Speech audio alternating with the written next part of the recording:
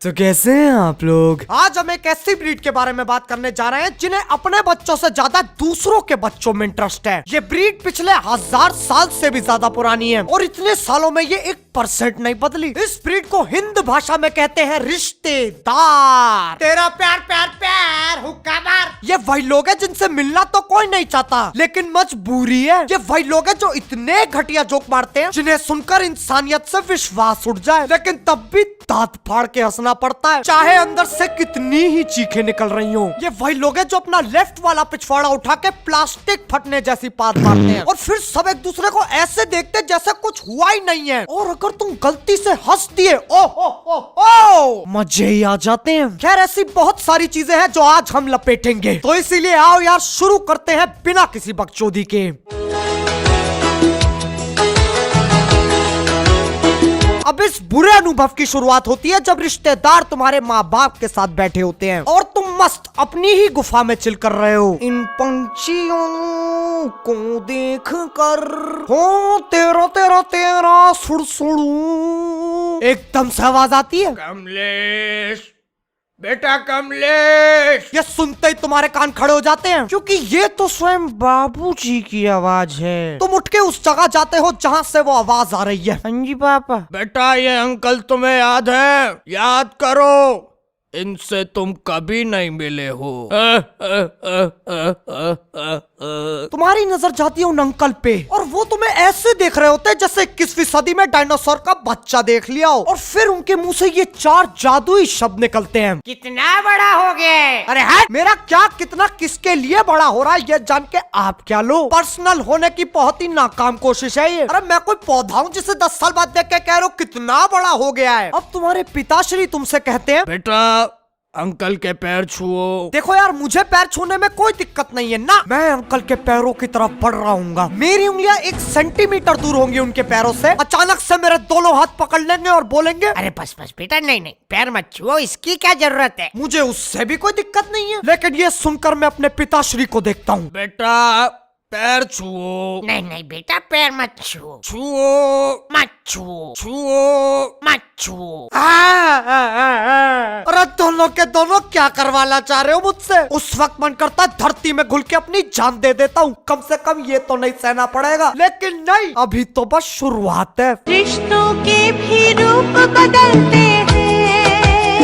अब शुरू होता है अंकल का सवाल जवाब। क्यों एनी? कौन सी क्लास में हो? लाइफ में क्या चल रहा है? बड़े होके क्या बनोगे? ये मेलेडी इतनी चॉकलेटी क्यों है? कभी ऑनलाइन होटल बुक किया है? कोई गर्लफ्रेंड वगैरह है या फिर कोई फीमेल फ्रेंड? कुछ भी है जो फीमेल से मिलता जुलता हो? जैसे ही बॉयफ्रेंड गर्लफ्रेंड वाला सवाल पूछा जाए तो समझ जाओ तुम्हारी जान को खतरा है और वहाँ से जाने का वक्त आ चुका है। लेकिन उससे पहले अगर तुमने उन्हें ये साबित कर दिया कि तुम्हें पढ़ाई में दिलचस्पी है, तो तुमसे बहुत ही खूबसूरत सवाल पूछेंगे। 10वीं क्लास के बच्चे से पूछा जाएगा, बेटा 7 की टेबल आती है तुम्हें? अगर तुम ना बोलोगे तो तुम्हारी बेइज्जती है, और अगर हाँ बोलोगे तब भी तुम्हारी बेइज्जती है। साला 10वीं क्लास में आके 7 की टेबल पे चढ़ रहा है। अब इस वक्त तुम्हारी हार हो चुकी है और इसे मानने में ही भलाई है। उस वक्त तुम जो भी जवाब दोगे उनकी आंखों में आंखें डाल कर देना, वरना उस दुष्ट प्राणी की कहानियां शुरू हो जाएंगी। बेटा, जब हम तुम्हारी उम्र के थे तो पेड़ के नीचे धार मारने जाते थे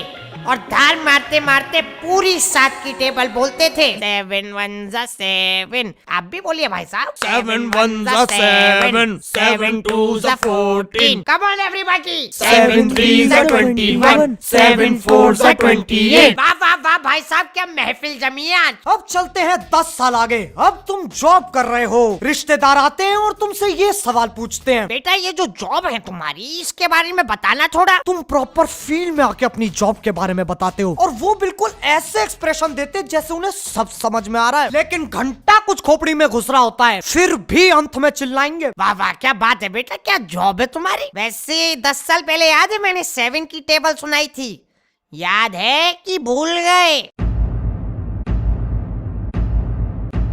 7 1 7 7 2। क्या बेटा सुनाई नहीं दे रहा है? 7 1 7, 7 2 14। वाह वाह क्या बात है बेटा। 7 3 21, 7 4 28। मम्मा नए नए सांचे में ढलते हैं। अब रिश्तेदारों को बच्चों का टैलेंट देखने में पता नहीं क्या मजा आता है। जब भी कोई आए, चलो बेटा नाच के दिखाओ। साले कोठे पे आए हो तुम लोग जो तुम्हें नाच के दिखाओ? नहीं, लैप डांस ले लो ना 50 रुपए प्रति घंटा के हिसाब से। उन्हें बस तुम्हारा कार्टून खींचना होता है। शर्म तो कतई बेच खाई होती है इन लोगों ने। अगर तुम्हें गाना गाना आता है तो नाच के दिखाओ, अगर तुम्हें नाचना आता है तो गा के दिखाओ, और अगर दोनों ही नहीं आते तो नाचते हुए गाओ। लेकिन बकचोदी यहाँ खत्म नहीं होती। बुरे से बुरे, अजीब से गरीब टैलेंट देखने इन लोगों को। तुम कराटे सीखते हो, ये लो तकिया शुरू करो। अपने पैर हेलीकॉप्टर की तरह घुमा सकते हो, घुमाओ घुमाओ। तुम भगते बहुत तेज हो बेटे, 10 तक गिन रहा हूँ, गली का एक चक्कर लगा के आओ। जाओ जाओ, गो बेबी गो। और अगर कुछ नहीं आता तो अपने हाथ के बल चल के दिखाओ। अरे क्यों चलूं हाथ के बल, 1920 चल रही है और पीछे गाना और लगा देंगे। तू टिकटॉक टिकटॉक चलती है, मतलब कुछ ना कुछ करना जरूरी है। अब एक रिश्तेदार अपने बच्चे की जितनी हवाबाजी करे, उनका बच्चा उतना ही फुद्दू है। कोई कुत्ता भी नहीं पूछ रहा उसे, लेकिन हवाबाजी कुछ इस लेवल की होती है। और भाई साहब शिरडी चलना है अगले हफ्ते? अब भाई साहब सबसे कांटेक्ट करना ही मुश्किल है। तो हाइक पे वोटिंग करवा लेते हैं ना, पता चल जाएगा कौन आ रहा है कौन नहीं आ रहा। ये तो काफी गजब चीज है। अच्छा, गजब से याद आया, आपका बेटा नहीं दिख रहा? अजी वो तो चांद पे गया। कैसी बातें कर रहे हैं भाई साहब? नहीं नहीं जी, एस्ट्रोनॉट बन चुका है ना वो, तो भेजा है उन नासा वालों ने चांद पे। अच्छा अच्छा। पापा उन नुक्कड़ नाटक वालों ने फिर निकाल दिया। पापा नवाज बनना, कुछ करो ना। तू यहाँ क्या कर रहा है? चल वापस जा चांद पे। नए खिलाड़ी खेले खेलेंगे। अब हम इतनी बकचोदी सहते हैं, इतनी मेहनत करते हैं, लेकिन हम चूतिए नहीं है। हमें पता है हैप्पी एंडिंग जरूर मिलेगी। अंत में इन जुल्मी रिश्तेदारों में से कोई ना कोई पैसे जरूर देगा। आखिरकार उनके जाने का वक्त आता है। वो घर से बाहर निकलते हैं, अंकल का हाथ उनकी पीछे वाली जेब में जाता है और वो अपना 6 साल पुराना बटुआ निकालते हैं। उसमें से 500 की हरी पत्ती अपने हाथ में लेते हैं। तुम्हारे चेहरे पे हल्की सी मुस्कुराहट आती है और दिल में तो भैया बल्ले ही बल्ले। तुम्हें अपनी मेहनत का फल मिलने ही वाला होता है। अचानक तुम्हारे बाबूजी बीच में आ जाते हैं। अरे भाई साहब, इसकी क्या जरूरत है? नहीं नहीं, बच्चा है, रखने दो। नहीं नहीं नहीं नहीं, ये तो नहीं हो पाएगा। नहीं भाई साहब, मैं बिना दिए नहीं जाऊंगा। अब आप इतना कह ही रहे हैं तो इसे मैं रख लेता हूँ। आखिर क्यों अपने ही अपनों को धोखा देते हैं? इसे कहते हैं खड़े लंड पे धोखा। अपनी बेइज्जती कराई, ताने भी सहे और अनजान लोगों के सामने गांड भी मटकाई। पूरी कॉर्पोरेट जॉब वाली फीलिंग आती है। मेहनत हम करें, पैसे कोई और ले जाए। साला मजाक बना दिया है जिंदगी का। एक पीढ़ी आती है, एक पीढ़ी जाती है। मैं ना यार इन सबसे एक सवाल पूछना चाहता हूँ। क्या हमने तुमसे कभी पूछा साल का कितना कमाते हो, दिवाली कहाँ मनाते हो? क्या हमने तुमसे कभी बोला चलो नगीना डांस करके दिखाओ, चलो हाथ का इस्तेमाल करके गीदड़ की तरह भग के दिखाओ? नहीं ना, तो हमारे पीछे क्यों पड़े हो? क्यों करते हो हमारे पिछवाड़े में उंगल? अपने काम से काम रखो। लेकिन अगर ऐसे होने लग गया तो हमारी जिंदगी सुधर जाएगी। और हम लोग कम थोड़ी ना, हमें शांति नहीं 24 घंटे बकचोदी चाहिए। वरना क्यों देख रहे हो ये वीडियो? तो इसलिए मानो ना मानो, इनका जिंदगी में होना बहुत जरूरी है। आखिर अपने पियक्कड़ मामा की कहानी सुनाने में जो मजे हैं वो कहीं नहीं मिलेंगे। तो यार इसी के साथ आज के लिए सिर्फ इतना ही। अगर तुम लोगों को ये वीडियो पसंद आई ना तो यार लाइक मारो।